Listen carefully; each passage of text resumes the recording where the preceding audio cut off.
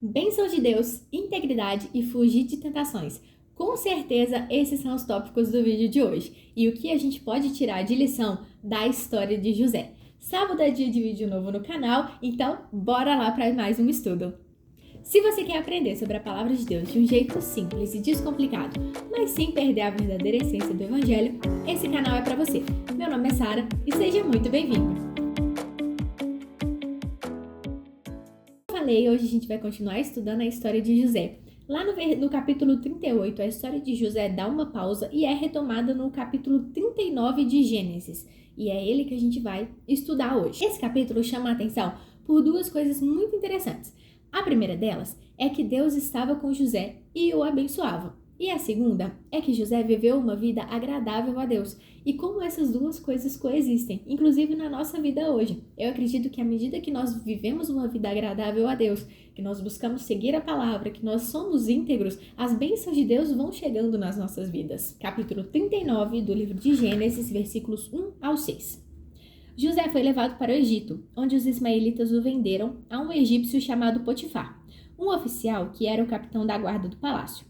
O Senhor Deus estava com José. Ele morava na casa do seu dono e ia muito bem em tudo.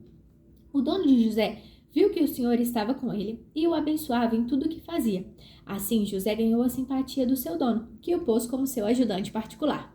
Potifar deu a José a responsabilidade de cuidar da casa e tomar conta de tudo o que era seu. Dali em diante, por causa de José, o Senhor abençoou o lar do egípcio e também tudo o que ele tinha em casa e no campo. Potifar entregou na mão de José tudo o que tinha e não se preocupava com nada, a não ser com a comida que comia. Nessa primeira parte do estudo, a gente pode enfatizar os versículos 2 e os versículos 5, que falam que o Senhor Deus estava com José, que ele ia bem em tudo, lá no versículo 3, e o versículo 5 fala que Deus abençoou o lar do egípcio, tanto que ele tinha em casa quanto o que ele tinha no campo. Com isso, a bênção de Deus sobre a vida de José era vista por outras pessoas e não só isso, também servia para abençoar a vida de outras pessoas. E mesmo que o Egito não fosse a terra prometida, não fosse a terra escolhida por Deus, por causa de José, o lar do egípcio foi abençoado. E nas nossas vidas também é assim. Quando nós somos íntegros, buscamos ter uma vida reta diante de Deus, quando nós nos colocamos à disposição para sermos usados por Deus, a bênção também chega em outros lugares através das nossas vidas. Então, lugares que antes não prosperavam, agora começarão a prosperar, porque através de nós a bênção de Deus chega. Mas como nem tudo são flores, José começou a ser tentado. E mesmo nas tentações, ele mostra o seu temor a Deus. Nessa situação, a mulher de Potifar tentou seduzir José. E como resposta, José fala assim, está lá no versículo 9. Sendo assim, como poderia eu fazer uma coisa tão imoral e pecar contra Deus? José se manteve firme nas suas crenças, mesmo diante de uma situação tentadora. A Bíblia fala no versículo 6 que José era um belo tipo de homem e simpático. E somado isso às bênçãos e às responsabilidades que José tinha, eu imagino que José começou a chamar atenção. Por isso, ele chamou a atenção também da esposa do seu dono. E com isso vieram as tentações, mas de maneira nenhuma José cedia a essas tentações. E lá no versículo 10 fala que José evitava passar perto dela. Nesse momento a gente pode fazer uma pausa para um segundo estudo, que é, existe algum ponto em que você é mais fraco na sua vida? Existe algum ponto em que você é mais tentado na sua vida? Pois é, você sabe que se alguém ficar insistindo com alguma coisa, vai dar ruim? Então, esse é o ponto em que você deve fugir e não pagar para ver. José não estava ali pagando para ver, José não estava ali esperando para saber o que aconteceria. José entendeu que aquilo poderia ser algo ruim, poderia ser uma armadilha, que ele não poderia, que essa atitude ele não poderia tomar. Então, ele tentava fugir, ele tentava evitar ela de todas as formas. Por isso, busque fugir das tentações. Se você tem problemas com bebidas, com vício, com apostas, com mentiras, por que você vai se expor a situações que acabam reforçando as suas tentações?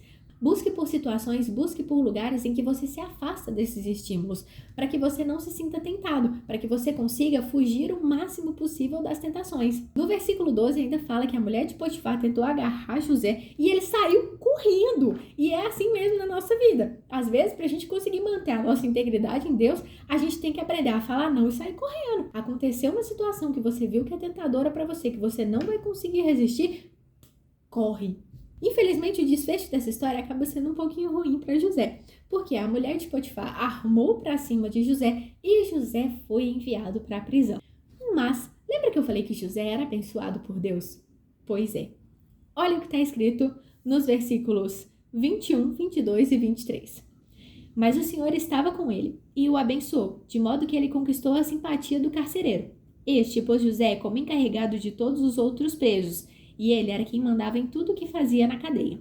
O carcereiro não se preocupava com nada do que estava entregue a José, pois o Senhor estava com ele e o abençoava em tudo o que fazia.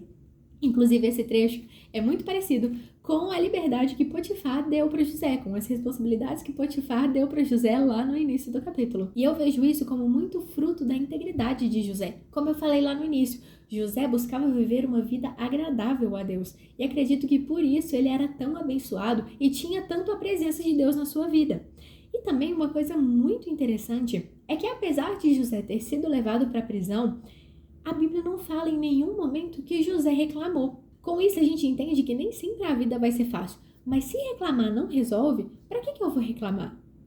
Com isso, José se destacou mesmo estando em uma prisão. Que os seus frutos sejam tão bons, que você seja abençoado e reconhecido mesmo nas situações mais adversas da vida. Isso é o que aprendemos com o capítulo 39 de Gênesis, ainda continuando na história de José. Espero que vocês estejam gostando. Deixe aqui um comentário, não esquece de compartilhar essa mensagem com alguém, também de curtir esse vídeo e até o próximo devocional. Tchau!